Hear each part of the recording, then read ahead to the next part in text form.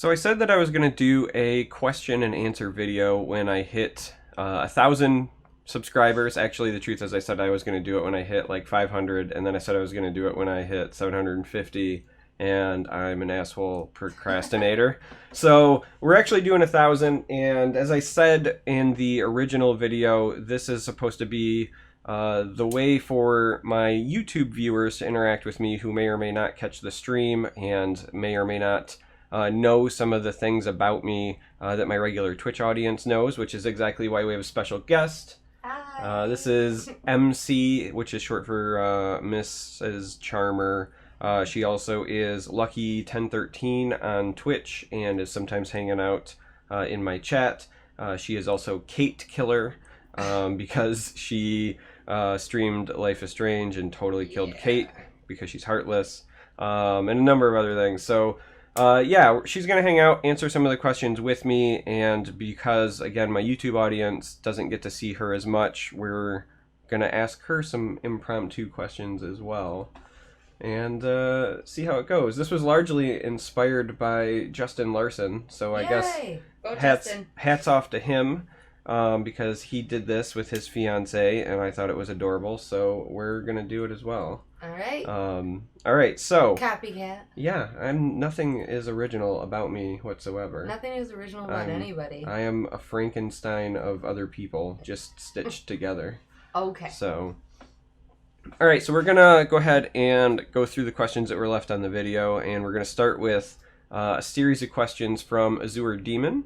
So he asked, what is my favorite food or dish? My favorite dish is this like old school porcelain bowl from the 70s that my stepdad gave to me when I was growing up. It was the biggest bowl in the house. We should have brought it down. We probably should have.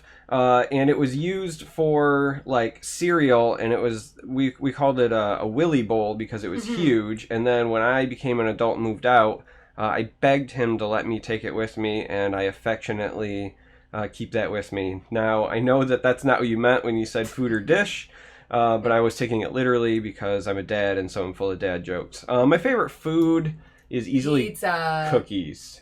Like, cookies are my kryptonite. Oatmeal cookies, ultimate oatmeal cookies without raisins.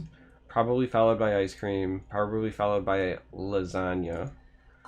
Chicken lasagna. Yeah, I make a really good chicken lasagna. But none of the things that are like healthy. Hence why you were fat before. Yeah, that's why I was totally fat before. I would guess that your favorite food is for sure pizza, since you blurted it out, which kind of ruins the whole now I ask you portion, but... 'Cause you like pizza too. Well, I do, but like I don't have a song about it. Like you that do. is like a preschool song from my teacher days. Don't judge. Okay, well. So, your favorite food is pizza then? That's what you're going to go with? No, my favorite food is rice, but thank you for asking. That is not the truth. That is Stark's favorite food, even though he is also a liar. He wouldn't even eat any for dinner. No, he wouldn't, because he said he changed his mind now.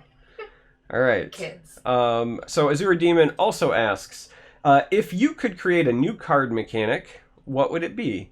This one's pretty easy. So through the power of editing, on screen right now you're going to see a card that references one of the very first mechanics that I was introducing when I started the Forge series. And that is the ambush mechanic. So I highly recommend you go check out that video. Also, if you're new to the channel, the Forge is something I do where I talk about either card changes I would like to see, new mechanics I would like to see, things like that. It's been kind of on hiatus because we were waiting for the expansion to drop, and I felt like it was really weird to say things I'd like to see because they might turn around and be in the expansion. But now that Heroes of Skyrim is out, that's going to be coming back. But Ambush was one of the first things that I had talked about, and I really enjoyed as a mechanic. The short version is that ambush would be an ability word, much like Pilfer in Last Gasp, and now Slay, except it would trigger whenever a creature leaves cover. So you could trigger ambush by playing them into the shadow lane and then letting your turn roll over so that the cover goes away. You could attack with the creature so that it removes cover. You could do things like that. I liked it because at the time I was talking about how the elixir and things like Shadow Shift weren't used enough, and I thought that getting things in and out of the Shadow Lane would be cheeky, and then even more so now that we have Falmer that interact with cover. That's, I think, more of a reason to bring that back. So yeah, Ambush. That's totally it. Go check out that video. So cheeky. Yeah, cheeky. Like a cheeky monkey. I know. It just makes me laugh. All right. Azure Demon also asks... so many questions. I'm just kidding. If I was reincarnated into the Elder Scrolls universe, what race would I be? Oh my gosh, that's such a nerdy question. What race would you be? So, don't give me that look. Skyrim. You have played Skyrim. What? Oh, an elf. You would be an elf? Which ones? They had the high elves or the Hi, dark man, I'm a queen. I'm the just dark kidding. elves. Ooh. I already know the answer to this, but I think I would be a dark elf. what? Okay. You would have been a high elf Yeah, because the that's dark true. elves are ugly and you don't play ugly things. We don't play ugly things. No. So, I would be Khajiit. That's why I moved. Yeah. That's why I moved my sign off to be May You Walk on Warm Sands. Yeah. I like cats. Also, whenever I play high fantasy games, I basically gravitate toward two different archetypes. I'm either wizards / spellcasters because I feel like if I'm going to play a game, I should be able to play the things that I can't do in real life, and I can't. You don't do that stuff in real life? I mean, I do, but not like, often because it's against the law to use my magic to light somebody on fire. What? Or if I'm not doing that, then I also like to play stealth-based characters. In Elder Scrolls, it's typically like stealth archers, like snipers. But like when I played World of Warcraft, I mained a rogue, stuff like that. So those are the good old days. for me, it'd be a Khajiit. I mean, Mm-hmm. they love the skooma. They're big and furry. They come from elsewhere. It's the name of their homeland, literally. All right. They have wares if you have coin. I totally have wares. Okay. So if I was a card in the Elder Scrolls Legends, what would my color, type, stats, and effects be? All of the above? That is actually a really fun and interesting question. My color would for sure be intelligence, or willpower. So probably we'll say mage, class specific for both. Intelligence because I'm just Highly intelligent. I wouldn't. No, I was just gonna say I'm lost in my brain all the time. All the time. Willpower because I'm stubborn as all get up. So no, you. Yeah, I really am. No. I'm really stubborn. Never. So it's like a good combination for both. The type. I assume by type you actually mean what race would I be, because the type would be creature. I mean, I'd like to think that I was in action or or something, but so yeah, we're gonna say that means race. I mean, really, I would have to be either an Imperial or a Khajiit. I would prefer to be a Khajiit because, again, the previous question, but Imperial makes the most sense because I'm just a normal dude, I guess. They're the closest thing to just normal dudes, really. You're not normal. Sorry. Stats. Stats. I guess I don't really have the best constitution. I almost died a few times. I'm not really super mighty, but I'm getting there, right? I lift weights. I do all the things, so I'm not. So all the things. I mean, let's go with a 3-2 would be my stats, right? I'm strong enough to fight some spirits. But I'm probably weak enough that I still die to a firebolt. I mean, it's a bolt of fire, man. So let's go with a 3-2. What would my effects be? I would. Charming. I was gonna say I would probably shackle all enemy creatures when I enter play. So we'll say I'm a Winter's Grasp on a body, and I'm shackling them because. And I shackle myself. Let's go ahead and do that as well. I shackle myself and them. I shackle myself because I suffer from paralysis by analysis, which is why the answer to this question is taking so long. And I am so wonderfully charming that the enemies won't want to attack. Or, if it fits your own internal monologue narrative, I am so hideous that I freeze them a la Medusa. Ah! So So, scary. yeah. If you were a card, what would you be? You don't have to do stats and stuff because I know you don't understand mechanics, but if you had like an effect, right? Like either when you were played or like when you attacked somebody, what would you do? I don't know. That's a good question. I'm very social. Mm-hmm. So I guess my caring side would come out. I don't know. So would you be like a healer? Would you protect things? Would you Probably protect because, the mama bear. Yeah. So you're gonna give something ward, like that's that's like giving somebody a shield Yeah. in the game. All right. I think that would fit me the best. A little ward crafter. Mm-hmm. Okay. So Orseto Morbido. That's a fun name. Yeah, his name changes from time to time. He also hangs out in the stream. He's a cool cat. How old am I? Hold on, I have to do the math. So old. I have to carry the 1, convert from Roman numerals. You are. I am 33. 1,000 years old. I am literally disintegrating in front of you. No, I'm 33. I just feel and I older. turned 32. I feel Today. Today's her birthday. Literally, if you're on Twitter and you follow me, then you know that it's her birthday. And if you are on Twitter and you are not following me, then fuck you. What's wrong with you? I mean, seriously, I've been saying it for a while. Language. All right. What's wrong with you? Whatever. I didn't say tone. I said language. Well, I mean, it was meant to convey tone. Okay. All right, so yeah, I feel really old sometimes because when I start thinking about how long I've been playing card games, I mean, I started like, I learned. Well, this segues into the next question. So the second question is, what is your gaming background? So I learned how to count playing card games. When my parents worked, I played card games with my grandma and my grandpa. Like that's who I stayed with during the day. And it started with they let me keep score when they played euchre, and that's how I learned to count to 10.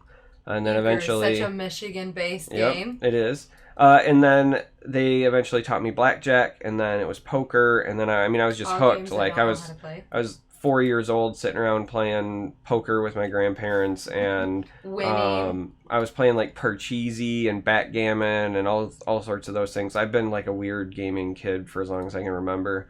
And then even when it comes to like collectible card games or like trading card games, like I started super early. I started playing Magic in 94. Oh my gosh. Yeah, 1994. Let that sink in how long ago that was, right? So long ago. I started playing like Marvel Overpower at the time. Don't forget Pokemon. Well, so then obviously card games rose in popularity. There was a local card and gaming shop and comic shop that I first was a young lad. A young lad who would hang out there, and then I eventually started working there, and then eventually I grew to the point where I like was in charge of all of their gaming, so like all the competitive gaming and things like that. Like I was eventually in charge of, but that was like a progression. But through that time, like I played like Pokemon, the Star Wars from Decipher. Oh my gosh, remember the Harry Potter game? The Harry Potter card game. I played the Star Wars from Wizards of the Coast. Played the Spoils. I played what was it? The board games too. Lord of the Rings from Decipher. Yep. Yeah, well, I mean, a ton of board games too, but I'm just trying to think of card games. Rage, that was the one I was trying to think of with werewolves that I actually really liked. I actually never played Yu-Gi-Oh, but I did run tournaments for it, but I didn't play it. But I did play Dragon Ball Z, the card game. There was the it's like dual something that was from Wizards of the Coast. I've mentioned it on previous videos, but now that I'm on the spot, I'm drawing a blank. But that's the one that I always reference when I talk about Legends, because they had a shield break mechanic that is very, very similar to our prophecy mechanic. If you broke a shield in that game, you got to draw a card. If it had a shield trigger, you got to play it immediately. Like it's almost identical. The only difference is those cards were set ahead of time and they're not from the top of the deck. But other than that, like it's very much like Legends. But I've played enough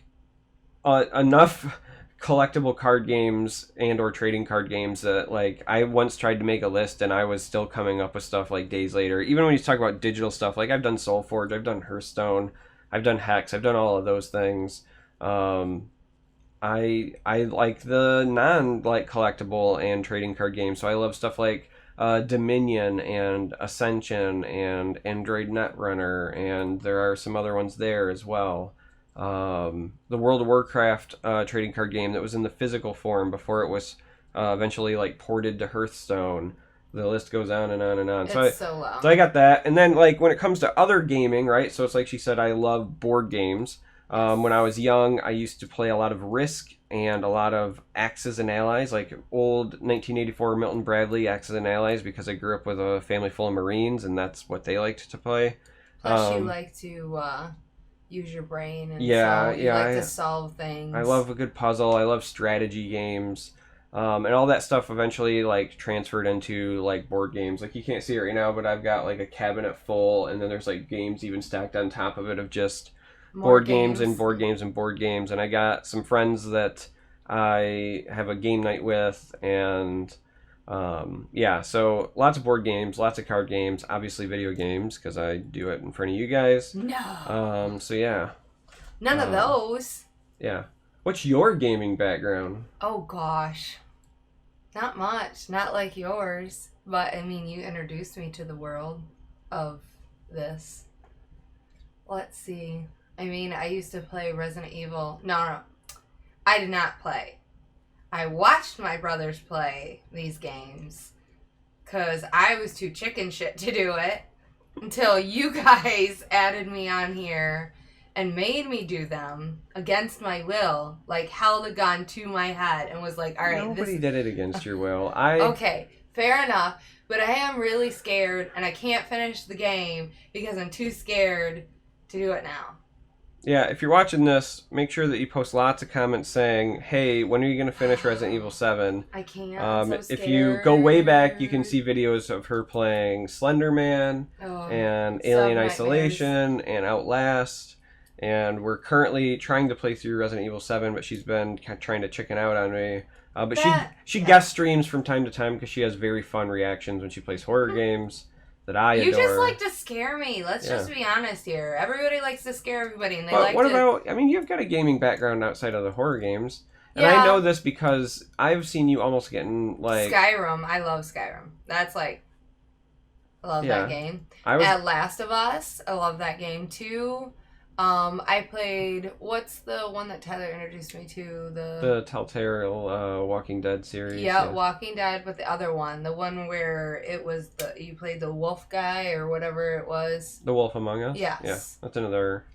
Trying to think. I was about to talk about Mortal Kombat. You like throwing things when you play Settlers of Catan. Yeah, we're not going to talk about that. You guys are just really ruthless and like shady as all get up. So I don't like to play it like that. I like to trade and make bargains. You guys are not has cool. wares if you have coin. You guys team up on me and then make me feel like the asshole when I get pissy. Don't try and tell me you don't. I don't. Lies. I would never. All lies. Okay. All of the lies. All right. So the last question from Mr. Morbido. What do I, meaning me, like and dislike most about Legends? What about me? Well, we'll ask you too. What do I like most about Legends?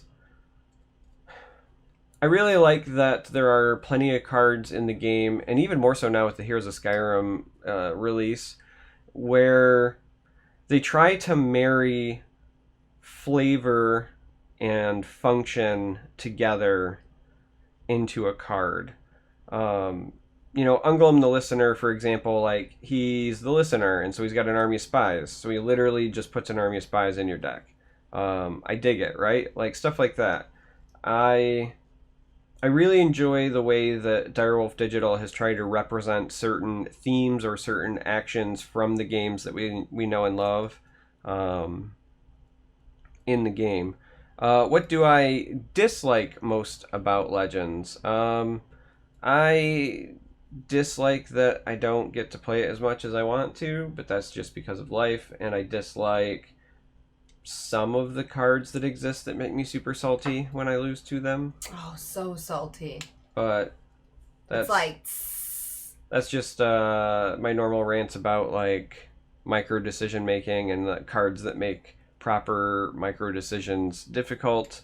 I like games where you marry like variance and information, and when things hit levels where they're really difficult to make said decisions, that frustrates me. But that's that.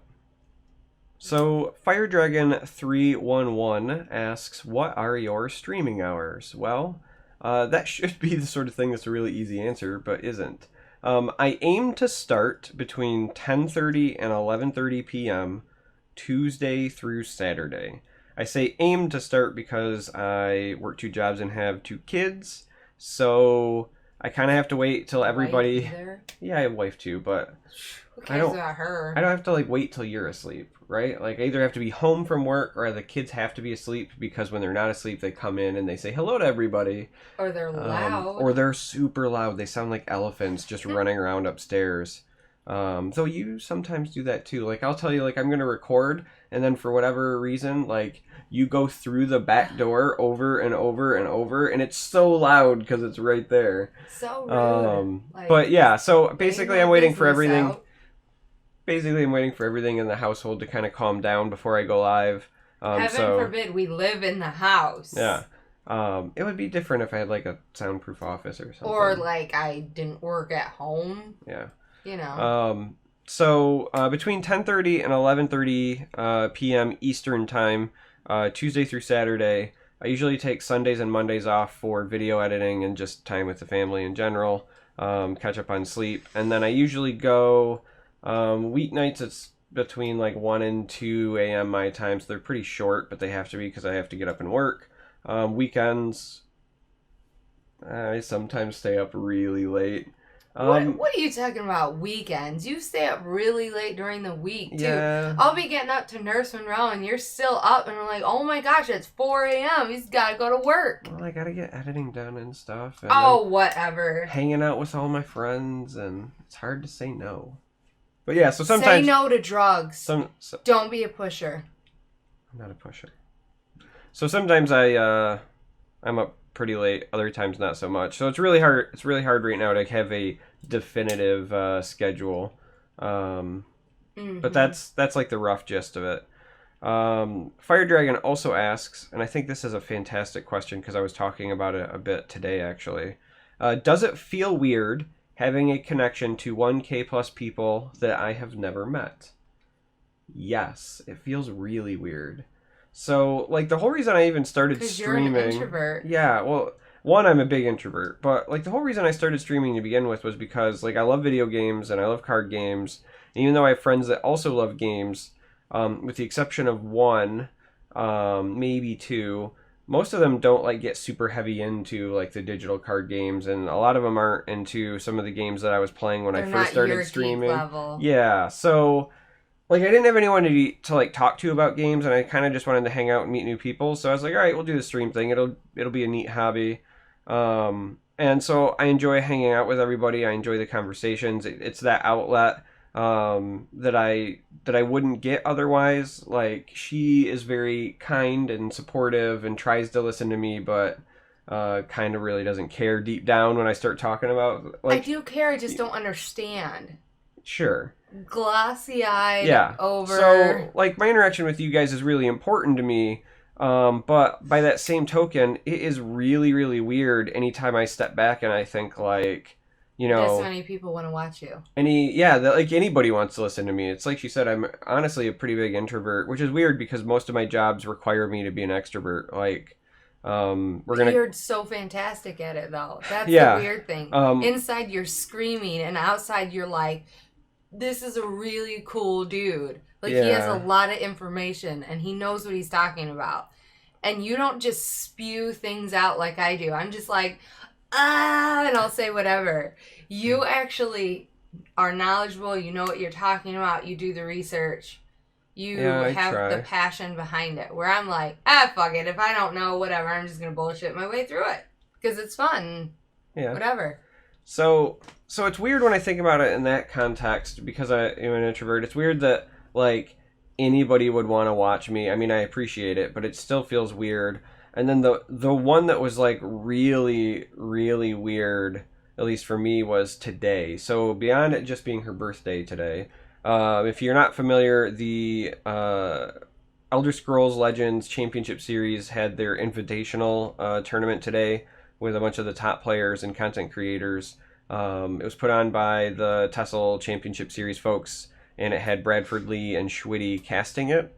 I made it to the semifinals. Yay! Felt like I was putting on a really good showing. If you missed it, I highly recommend going back and checking their VOD. There was a lot of good games, not even just my own, just all day long. The games that were casted had close games, epic comebacks, you name it. Even in the round where mine was casted, I lost in the semifinals, but one of the games was decided by Snacksy got a prophecy trigger on the last rune to stop my lethal of killing him. And another time he top decked, I didn't know it at the time when I was playing against him, but watching the cast back, he top decked a Dawnstar healer, which gave him the healing that prevented me from killing him that following turn, because I had a ton of burst damage coming his way. So just close games all around, both with mine and other people. It was a great event. But the reason that it felt really weird and surreal is because, you know, I played in the games and then they cast it and they had to cast it on a delay for obvious reasons, competitive advantage. You don't want to be sniping other people. And so as I'm watching it back on the delay, you know, there's like 1,600 people in chat watching the tournament, and there's a bunch of people saying like, I really want Charmer to win, Team Charmer, blah, blah, blah. And all I kept thinking, I was like, people are like rooting for me?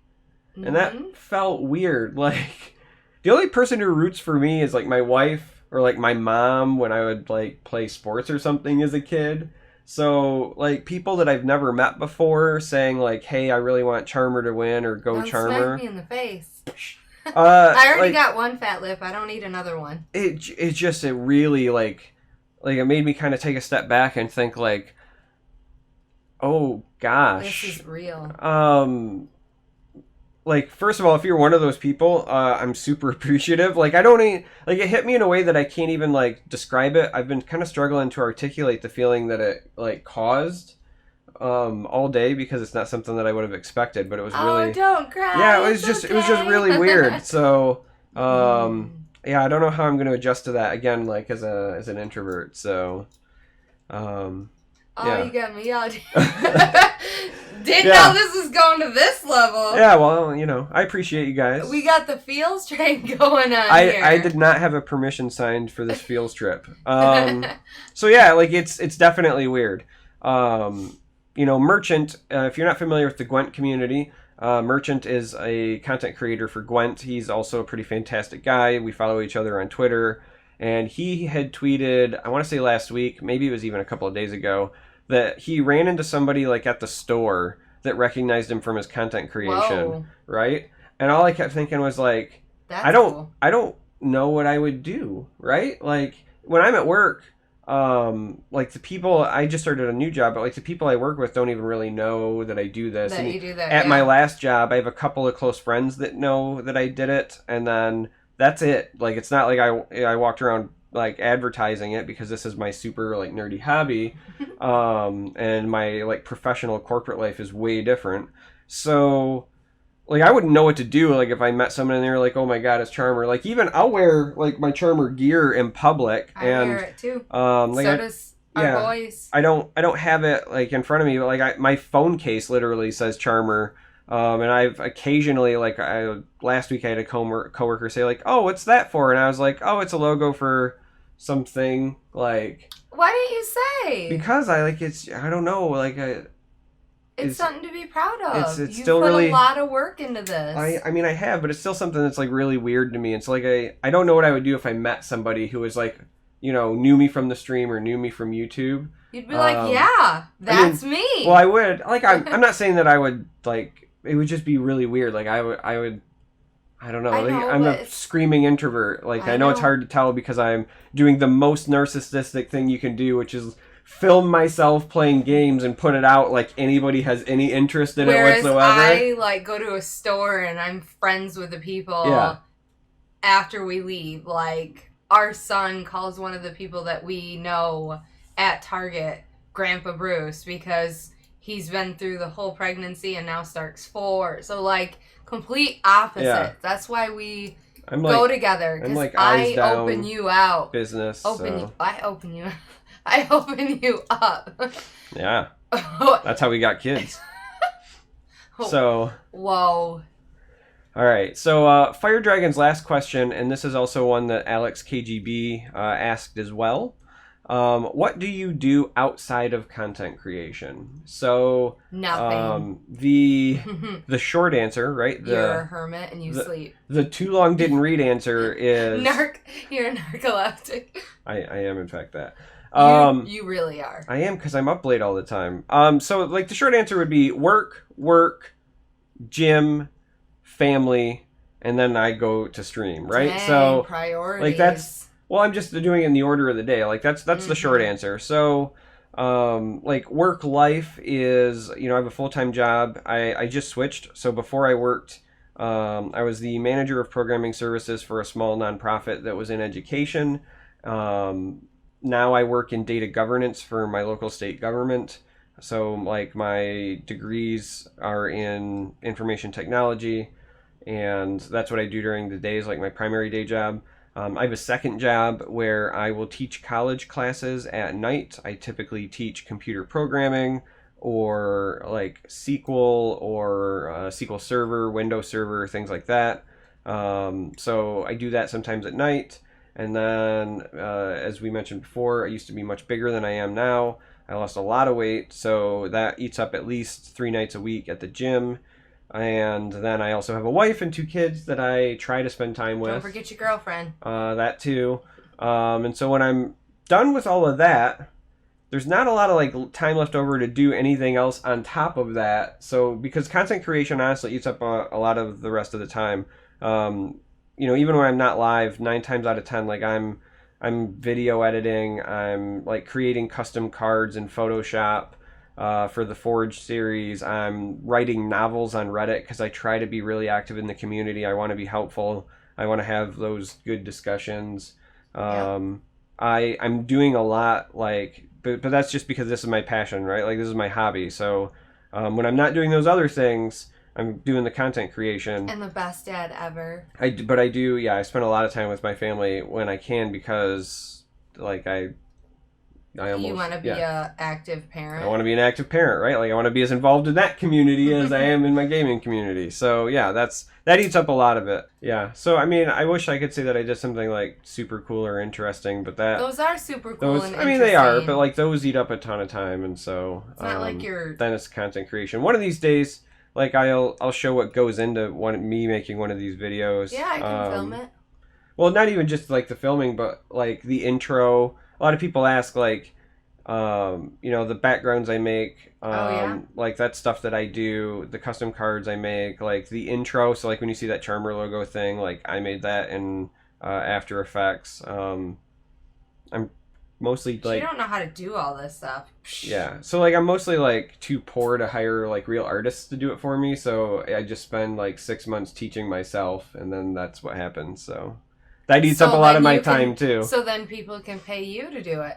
Yeah, I don't have time to do other people's work. I'm too busy doing my own. Otherwise, yeah. Yeah. Huh. So, that's what I do outside. Andy, it's either Coombs or Combs or Co-Ohms. I'm sorry, I'm gonna slaughter your name, Andy. It's what I do. If you watch me on Twitch, I slaughter names all night long. He asks, if I was asked to design the next monthly reward card, what would it be? Now, this is a fantastic question. It's not something that I think you can introduce a brand new mechanic with, being a monthly reward card, right? So doing something like Ambush or other things that I've suggested like that in the past, out of the question. So it's got to be something that you can kind of like plug and play that's like generic enough that it fits in almost any meta, but still like unique enough that people are interested and want to play it. So for me, I would introduce probably some sort of like anti-prophecy card, but I think that that can be addressed in a number of different ways. There's a lot of people talking about nerfing prophecies and things that need to like a long time ago. It's calmed down now, but a long time ago, both in closed beta and in open beta, people were always suggesting cards that just stop prophecies, and I don't think that that's the right way. I think that designing cards that interact with potential prophecy triggers is more elegant of an approach. So things like Dark Guardian, I'm a big fan of.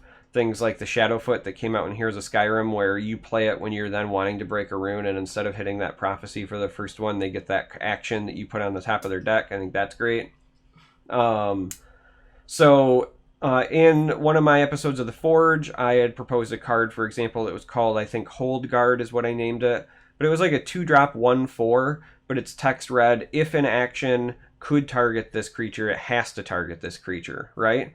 Now that meant both you and your opponent, but the idea was if you were about to crack a rune and you were afraid of a lightning bolt killing one of your key creatures or a javelin, etc., you could play this and then break the rune, and if they did hit it, it would have to kill that instead, right? It would serve almost like as a lightning rod. So things like that where you're targeting potentially like prophecy, but not outright nerfing every prophecy interaction and giving it some sort of other multifaceted use, I'm a big fan of. I'll give you another example. So if it wasn't going to be like Hold Guard, it would be something that would either be a creature, maybe a support, but I don't think there's enough support removal to really support that line of thinking. For me, it would be like a creature that would read something like, if an enemy creature enters play on your turn, shackle it. So that's interesting because if they hit a prophecy, right, that creature comes into play shackled, so it doesn't get the pseudo haste that normal prophecy creatures get. Also, that would impact tokens, for example, right? So let's say your opponent doesn't hit a prophecy, but they have a Dash-in Avenger, and you kill it, and then it spawns the token from Last Gasp. This would still hit it, right? So it's a targeted effect that hits both prophecy, but also has like, other utilitarian effects, but could still target like that kind of gameplay. I'm doing my presidential thing. So like stuff like that, right? I would, probably put more time and thought into it than what I'm doing right now. But that would be the line of thinking that I would take. If you could design a card, you don't even have to know about game mechanics. What would you want your card to do? Kick some ass. All right. Just annihilate the board. Just wipe it out. That would be my Table flip? Yep. Yes.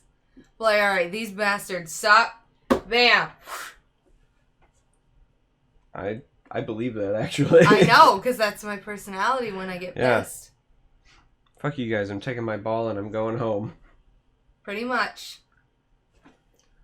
Alright. Justin Larson. Yay, Justin. He has some questions for us. He says, you get to design the first big Legends tourney. Describe who's invited, how it's broadcast, the format, prizes, and so on. Oh, gosh. So. We got 2 hours to do this question? Yeah. We're going to try to do this as short and sweet as possible. I think that it should be either 64 or 128 players, right? Depending on potential size and like player base. And then I think that either way, right, you do that. Half of the field should be allowed in from some sort of qualifier, whether that's like ladder finish for a specific month, or maybe it's across 2 months, or their own like qualifier tournaments, whatever the case may be.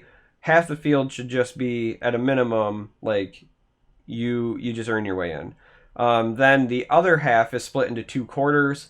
One should likely be filled from popular content creators from the current community, and the other quarter should probably be filled with popular content creators from other games.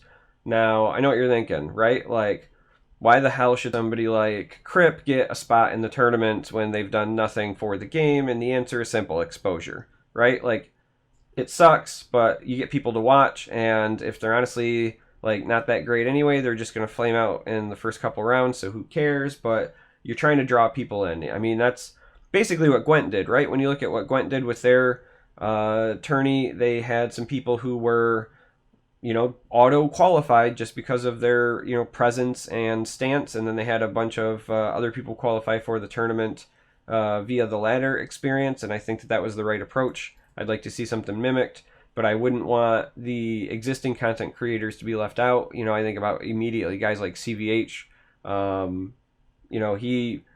He just deserves a spot. Like that's just the way that I feel. Justin Larson, the same thing. They're like the fathers of the current community, and they would need to be represented. So, papas. So, yeah, somebody today was saying that I'm like the dad of Legends. They were calling me like Dad Charmer and Daddy Charmer. Oh no, got that poppy. Yeah, hey, I me poppy. So, but yeah, I think that's the approach, right? At least half qualify through, again, whether it's one or multiple months of ladder or some sort of open tourney. You've got to have some spots reserved for names that will bring in an audience, and another set of spots for the people who've been kind of trying to carry the game on its back. And then after that, I think that it's either got to be Conquest or Last Hero Standing as the format. I know a lot of people are a big fan of sideboard format, but I have some problems with the sideboard format to begin with. But the real truth is it comes down to like viewership, right? If you go with the sideboard format, you have one deck, and then you have a set of cards that you can bring in and out, but it's that same deck every time, right? And if you do a sideboard format, how many people want to watch Mage vs. Mage or Mage vs. Archer every round? Like, I love the game and I don't want to watch that. So, when you do things like Last Hero Standing or when you do things like Conquest, you force people to use other decks or a larger pool of decks so that people can see some variety. And I think that that's really important in engaging an audience. So I think not that everybody likes the same things. Yeah, so I just feel like that is the best way. Again, the tourney I played in today, it was a Last Hero Standing format, and I thought it went really well. So I would be in favor of something like that, and or Conquest, but something that makes you bring more than one deck to the show. So I think that would be the format. Prize pool, this is a no-brainer. Anything over $100,000 for the total prize pool. No, you're laughing because you don't understand. There's a dead set reason why I'm choosing that number. So Gwent, when they ran their big tournament for like trying to get themselves exposure, and it caused their player base to explode, they did one major tournament where they invited content creators and they had people qualify, and they did $100,000 prize pool to bring people in, and their player base exploded. So since this game is in direct competition, right? Sorry, I'm already ahead in my brain. Since this game is already in direct competition with Gwent and with Hearthstone, it needs to make a splash, and it needs to turn the knife. I'm sorry, it just needs to jab them. It needs to say, "Oh, you did, $100,000. That's we'll do better. That's cute. Here's 150. Here's 2." Right? Like, whether they have the money for that sort of thing, I don't know. Probably not. But that's the approach I would love to see. I don't care if they said $101,000. Just to kind of, like, it's just got to be that. It can't be the same and it can't be less. It's got to be more. And I don't care if it's a penny more. It's just got to be more.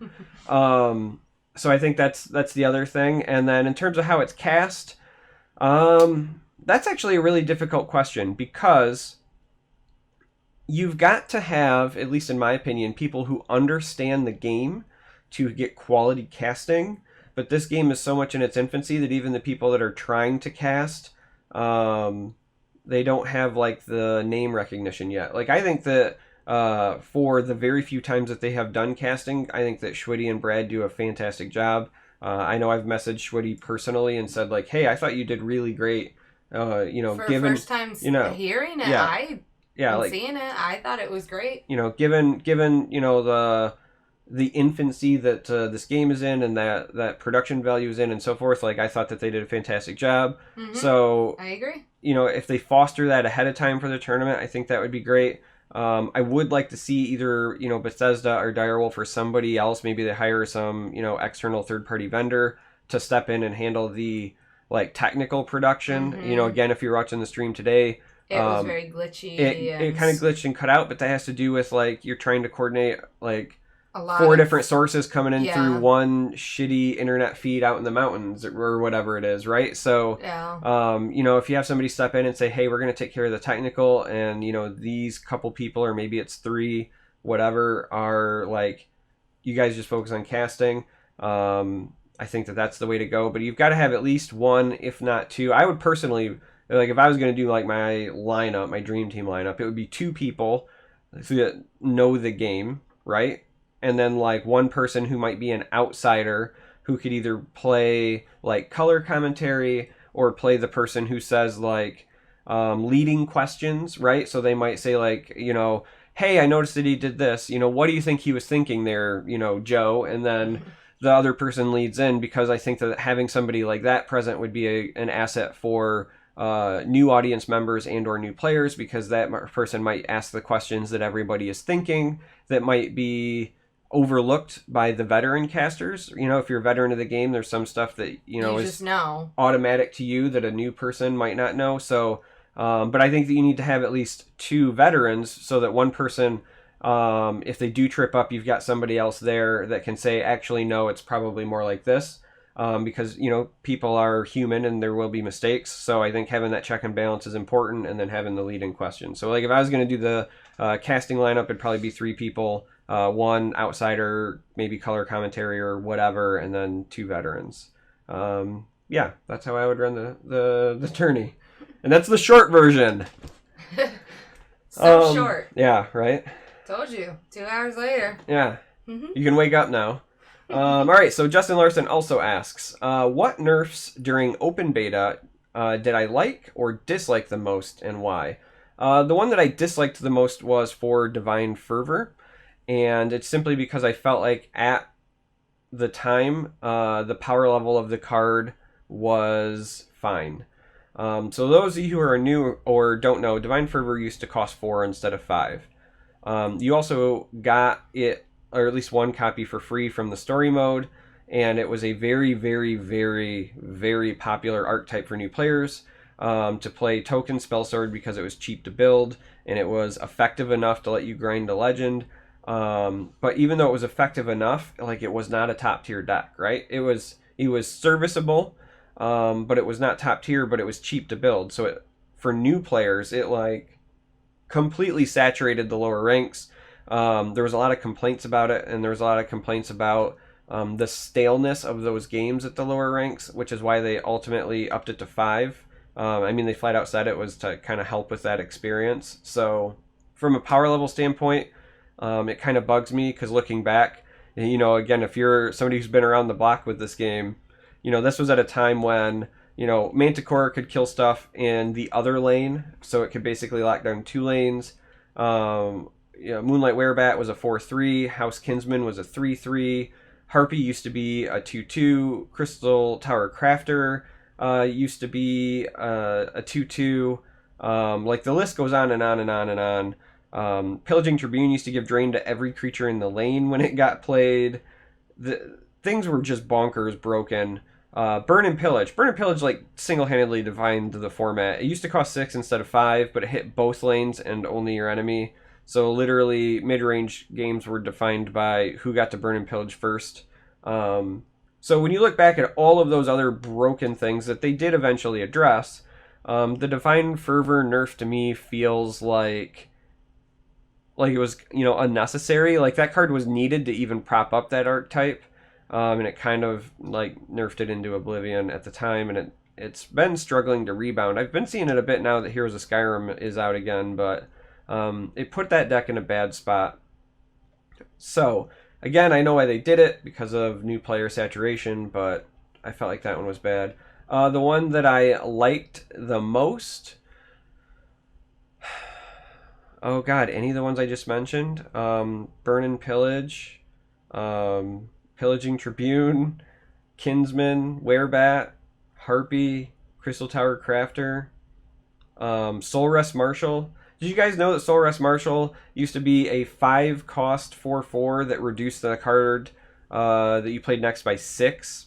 So on like turn 4 with the ring, if you had the health lead, you could ring into Soul Rest Marshal to play another Soul Rest Marshal if you had it, like ad nauseum, and then play Jarl because it also went up in scale. So you could like turn 4 basically drop like 3/4/4s and draw 2 cards, which is great because 4/4s don't die to Ice Storm. So it felt really fun and interactive. So that nerf I was a fan of. Ungolem used to be a 2/1. Taskhead used to cost 8. All of them. All of the nerfs. Just all of them. They're all inclusive. Yeah. I think Slaughterfish spawning probably could have stayed at 3 in terms of power level. That one was a bit of a feels bad thing, but I'm okay with that one, I think, more than I was Divine Fervor, just because it's a neutral card and those are supposed to be a bit overcosted, so yeah.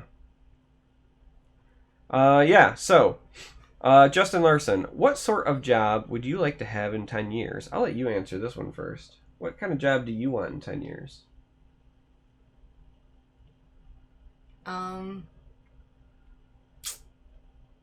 I think, I don't know, I go back and forth, but I'll probably be cutting hair. Cosmetology. Yeah? I'll probably have a room in our home so that I can just have people come over and cut hair while our kids are in school and, you know, the fun stuff. Because I like to cut hair. Hence why you always have such lovely hair. And our boys. Yeah. Yep. I know what you'd want to do. Do you? Yeah, let's see how wrong you are here. I mean, let's hear. What would I want to do in 10 years? That is so terrible. I know it is. I'm Who antagonistic. Are you? I'm your husband. You're used to it. You would like to live off of me. Mm-hmm. And you would like to stay home and stream and make a living out of streaming. That's what you would like to do. Am I right? You're like half right. So if I had to pick like the ideal job, right, I would actually prefer to have like some sort of either media company or team where it's not just me, but like propping up other people's broadcasts as well, whether it's YouTube or Twitch or even other things. Is this like a new and coming thing right now? I mean, it's something I've been thinking about for a while. Like, if we lived in a more, like, metropolitan area, you know, if we were in a bigger city like Chicago or New York or something, I would love to have a space where people could come in and either... we did talk about this. Yeah, I've talked about this. Like, I'm like, I don't remember this. Rent time, or maybe it's a monthly fee or whatever the case may be, but, like, basically you'd have a bunch of rooms set up for recording, editing, broadcasting, and then people could, one way or the other, essentially, like, rent the space. Because like equipment is sometimes I'm not yawning because you're boring. I'm tired. I know. Equipment's often a barrier to entry, and then for the people who are new, like guidance is really hard to find. You throw your hand up. I talk with my hands. I know. Right? So I've kind of talked about something like that for a while, and then just even expanding it further. Like, you know, when people ask me like, you know, hey, how'd you do this graphic or whatever? I love to teach. Yes, you do. It's just it, right? Teacher. So doing that and helping others, but still doing it for something that I love, I think would be great. So, I think you'll get there, baby. Yeah, we'll see. No, I'm pretty entrenched on my other career path. Like, I'm just gonna be some government CIO in 5 years, and I'm already at the point right now where I make too much money in my actual career that like switching to content creation is probably unrealistic because you never know, huh? I can't fathom, like, I know that other people do it and God's bless them, but like I can't fathom ever even making money off of this because I don't make money now, let alone making enough to have it be my profession. Like, that just blows my mind. You never know. So I believe in you. I'm gonna fuck you too then. Jesus. No, it was just a sigh for transition. Miles Kohler, would you be willing to show off your shelf and explain why you chose those things? Yes. Absolutely. So, through the power of editing, right now you're actually going to be seeing a bunch of images and or videos of multiple shelves in my office. The truth is that most of the stuff is things that I've picked up through my like geekdom and nerdery over time, and they're just on shelves for my own enjoyment.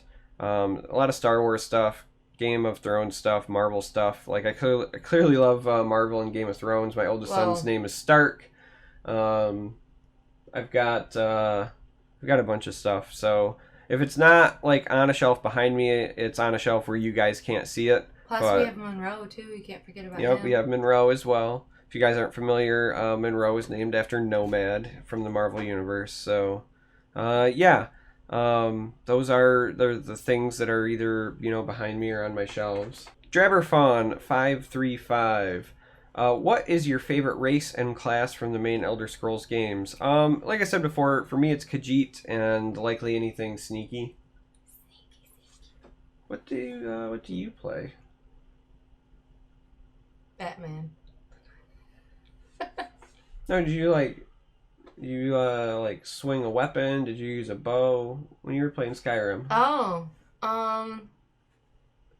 like what would you describe yourself as, a warrior, like a mage who casts spells? No, I was definitely a weapon wielder. I had the bow. I was actually really good at that. And then I would transition between better level weapons. But yeah, that was my choice, was the bow. Well, because I had Green Ivy, remember? Mm-hmm. I remember. And she had the bow and stuff like that. She's a badass girl. And then with Skyrim, that was in Worldcraft. And then in Skyrim, I only used weapons. I wasn't a good, like, mage or anything like that. That's what I thought. I can't do that stuff. It takes too much, not necessarily effort, but just a lot of work to put into those. You don't like to kite, is what it comes down to. Yeah. You don't like to have to like shoot things and run and shoot things and run. No, I can't do that. I just want to whoop some You just want to hit them ass. till they're dead. Yeah. You moving? Yes. Yeah. Score. So the other question is, will I be streaming other Elder Scrolls games? Maybe. I've streamed actually Elder Scrolls Online in the past. I really enjoyed ESO. I even played in the closed beta of that. The biggest problem with a game like that, though, is that whenever I play any sort of MMO, I feel like I don't have the time commitment for it anymore. And when I'm on stream, I don't want to be like farming materials because that bores you guys. Like, I'm bored when I'm doing it, so I don't want to be doing it in front of you. You were really good with I don't want to manage my inventory in front of you guys. What's that one game? What, Star Wars: The Old Republic? Because No. I streamed that as well in the past. No, the other one. World of Warcraft. No. The Witcher. No. Because I played The Witcher on stream as well. Yeah, I know. The one like Hunger Games. Oh my gosh. The Culling. Yeah, the Culling. Yeah, you were really good at that. That's an online competitive game. That's just like a battle royale. You still gotta kind of compete with it. Yeah. Whooping some ass between other people, like, and you're pretty good at that. I carried my... just mediocre. But yeah, we're not saying like you were like some master, like, I carried my own. Yeah, just a little, un poquito. So yeah, when it comes to RPGs, again, like, I'm super anal and I do a lot of like inventory management and things like that. So I always feel bad when I'm streaming it. So I don't know, maybe we'll see. Kind of depends on how hyped I am when they finally announce Elder Scrolls 6. And then we'll go from there. Oh my god, I guess we're moving on to the next question. Somebody's bored. I'm not bored, honey. I'm tired. I cannot stay up this late. Welcome to my life, filming late. And then they wonder why I make so many mistakes when I'm playing. It's because I'm on fumes. I'm sorry, but I'm like 24/7 mommy. Like, there's no end. I know. I don't get the rest. we're at the part where I just ask you questions, so this ought to be fun. All right. So the first one is, as somebody who's guest streamed, when are you gonna do it again? Right out the gate. Yeah, right out the gate. Inquiring minds want to know. Well, when I'm not so tired and sleepy and I don't have a kid that constantly wants to eat. And so like 25 years? No. We have 2 boys. They always want to eat. I'm a grown-ass man and I always want to eat. You don't want to nurse. Ew. Soon, I promise. If things were going a lot better, I would have done it tonight, but you had your streaming today. Yeah. So besides horror games, which are something that I make you do because I enjoy your reactions, what if you were going to stream regularly, right? If you were going to do your own thing, what kind of games would you want to play and like interact with an audience? And Well, I like the storyline games because I love things that I can put myself into. Like, I love reading and being able to step into that character's mindset. So storylines like Last of Us is like my top. I love stuff like that. Did you like Life is Strange when you did that? Life is Strange was really good, even though I'm a cake killer now. That wasn't my fault. They're making a sequel. Cool. Even though it pissed me off so much, I actually really enjoyed Aliens. Yeah, the Alien Resurrection? Yeah, I did. Because it was scary, but it was fun too at the same time. But like the stuff like Resident Evil or the Slender Man, like you are constantly in like a fight or flight moment, and so you can't really sit down and enjoy the game. Like Resident Evil messes me all up. Like for like Slender Man messed you up for weeks. You had nightmares. I'm still looking down the hallway or scared, or when my child decides to come and stand in the doorway, I'm like, oh god, it's Slender Man coming to get you. Stuff like that. It's creepy as shit. It really messes up your mind. But no, I like stuff like that tells stories. Like I like Skyrim. Like Skyrim is something that I really enjoyed doing. Like that was fun for me. I just don't have a lot of time. I'm so tired at the end of the day that I have nothing left to give and I just want to shut down. So, and we need a new PlayStation. So, yeah. Birthday gift. Eventually. So, would you ever try to learn card games? Sure. I mean, probably not what you play.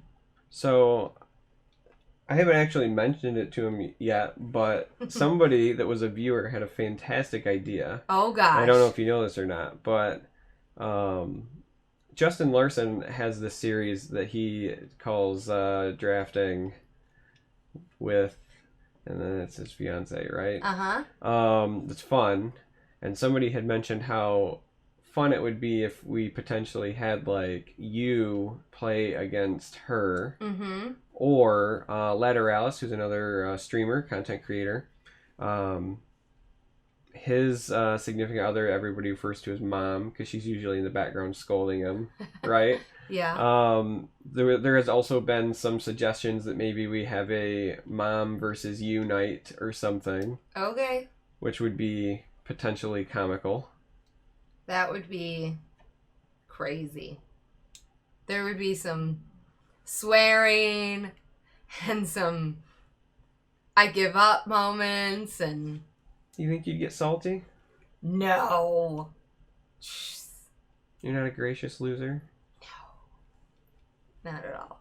Neither am I. Don't worry about it. Do you remember how upset I got at bowling? Yes. Okay. That was wrong. Sure. So I'll learn it. I'll do anything for you, honey. Oh. So there are now officially, at least as of right now,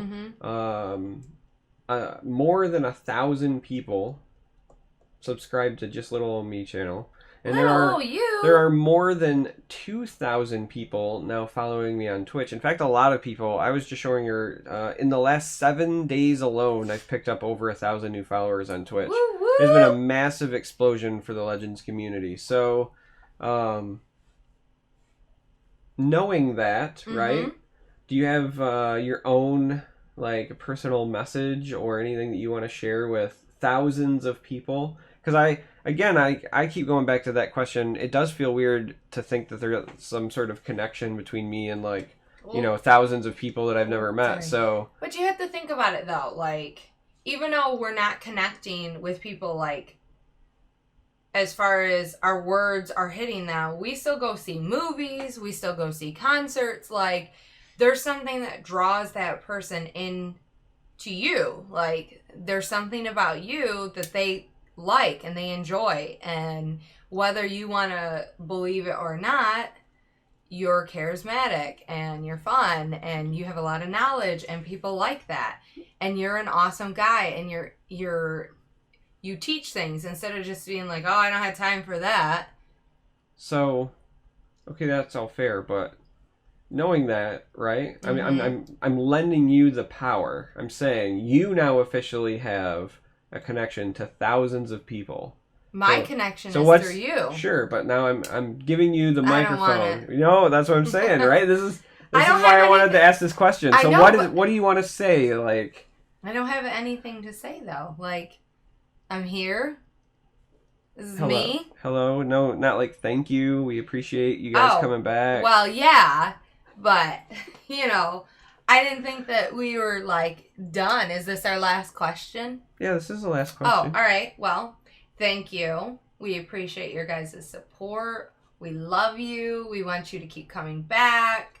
If you have any more questions, any more suggestions, or like goals that you guys want us to meet, or, you know, stuff like that, we would be willing to accept them and take them into consideration and try and see what we can come up with. Like your idea of maybe doing a couple of me learning the card games and, you know, competing against the other ladies, stuff like that. I'd be willing to do it.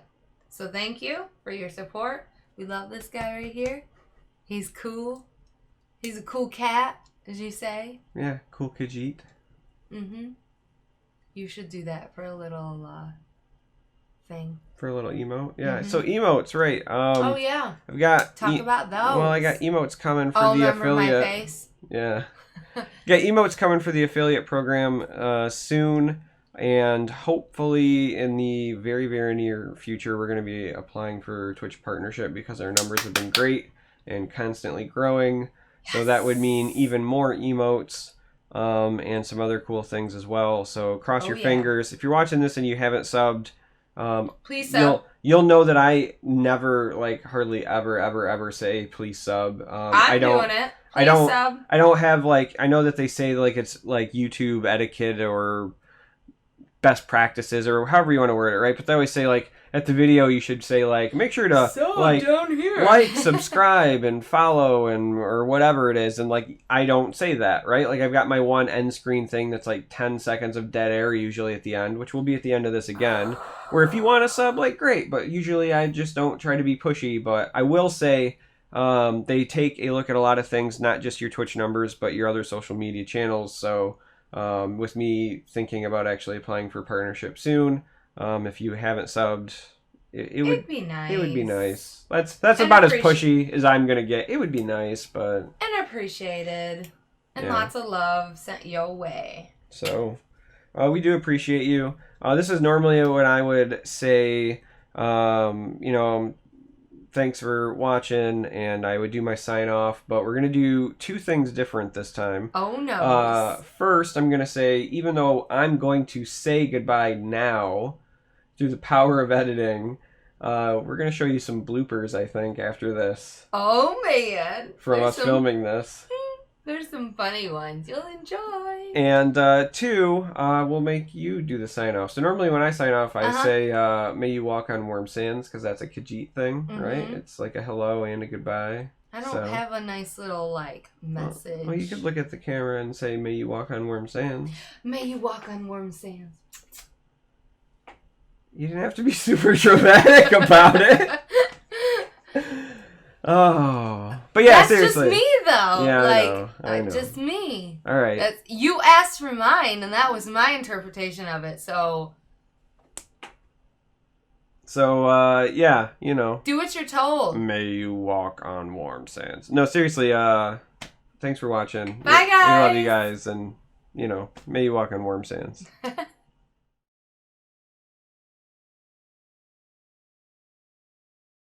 So, right? Blue lights. Yeah. Camera. And it's been a while. I remind you. I'm looking at myself to make sure I look good. Well, I know. I'm just saying. Blue lights. Remember? Do you remember when you used to stream? Yeah, I need to get back to it. Shaman said I need to do that. I know. Tavarish was bugging too. He says, hey, when are we going to do Resident Evil 7? And we also still have Outlast 2.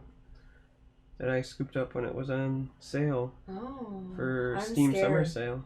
I can't do that. Alright. So are you, No, I'm not ready. I look so big.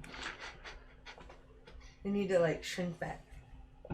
I look so big. Find whatever pose, you need to do.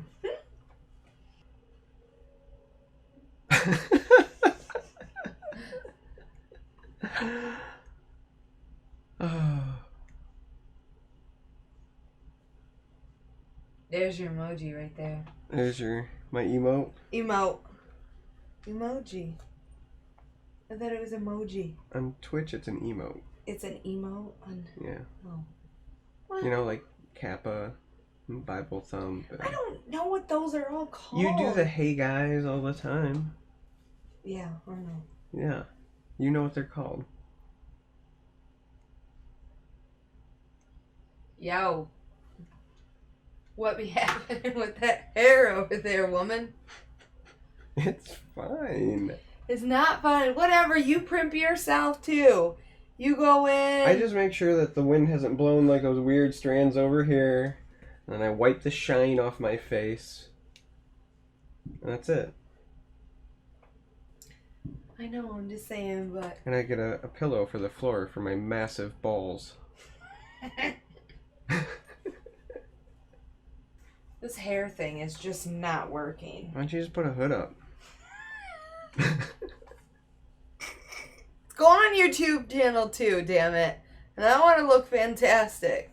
I might go up and get all dressed up. Shit. What the fuck is going on? I usually can do this in 2 seconds and it looks amazing. Do you need to go take a moment and come back? I need my hair to just do what it needs That's what I'm saying. Do you need the... 5 hours later. Are you ready for that interview, honey? Okay, this is the best I got.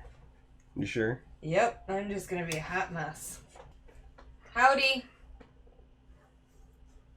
I'm gonna do like a mini quick intro to Okay, explain what we're doing like to this. remind people. You can. No, I'm gonna do this. Watch. Are you ready? Yeah. Okay. Yeah. Let me see it. Show me what you got.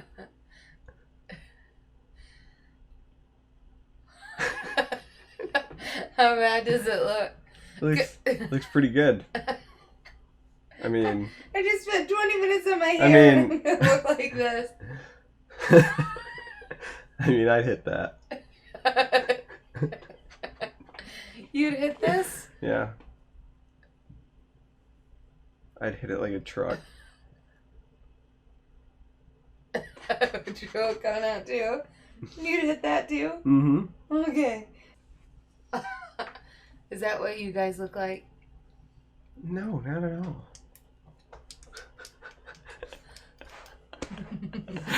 That should be my Craigasm emote.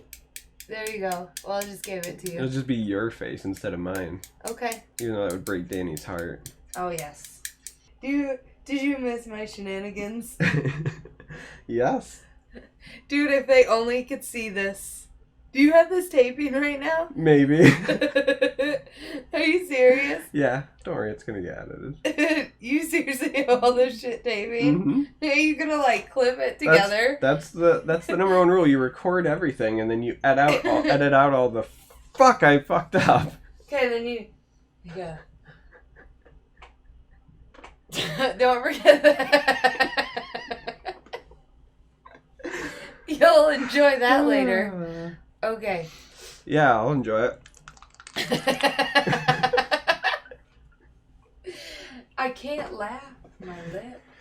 All right. All right. Do you got your body under control? No, I've never had it under control. Okay. All right, you ready? No, my hair's still a hot mess. Do you need to take a minute? I think so.